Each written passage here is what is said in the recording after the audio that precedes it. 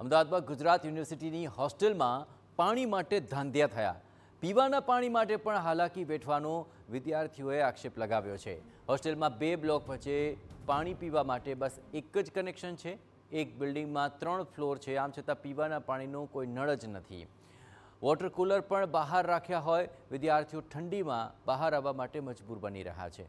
અત્રે ઉલ્લેખનીય છે કે ગુજરાત યુનિવર્સિટીની ગર્લ્સ અને બોયઝ હોસ્ટેલમાં રાત્રે 9 થી સવારના 6 વાગ્યા સુધી પાણી બંધ હોય છે અને વિદ્યાર્થીઓ અને વિદ્યાર્થિનીઓ તેને કારણે મુશ્કેલીનો સામનો કરી રહ્યા છે. આ અંગે આજે સવારે વિદ્યાર્થીઓ દ્વારા યુનિવર્સિટીમાં દેખાવો પણ યોજ્યા અને હવે વિદ્યાર્થીઓનું કહેવું છે કે માત્ર વપરાશના જ નહીં, પીવાના પાણી માટે પણ તેમને મુશ્કેલી પડી રહી છે.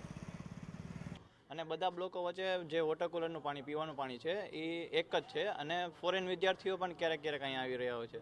તેના માટે અમે ફોરેન વિદ્યાર્થીઓને તો તકલીફ પડી રહી છે, અમને પણ તકલીફ પડી રહી છે અને બહારની સાઈડ રાખ્યું છે. જે પણ અમારે વરસાદનો સમય છે, ઠંડીનો સમય છે, ત્યારે બહાર આવીને અમારે પાણી ભરવું જોઈએ છે. હવે જે શિયાળો શરૂ થાય છે તેથી પાણી પણ ઠંડુ હોય છે. જો ગરમ પાણી આવે તો એની વ્યવસ્થા થાય તો સારું એવી.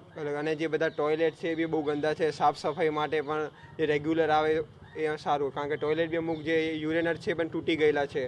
નળ બધા લીકેજ થાય છે અને પાણીમાં બધું ફિક્સ નથી કે કઈ પ્રમાણે આવે, એ બધું પ્રોબ્લેમ છે.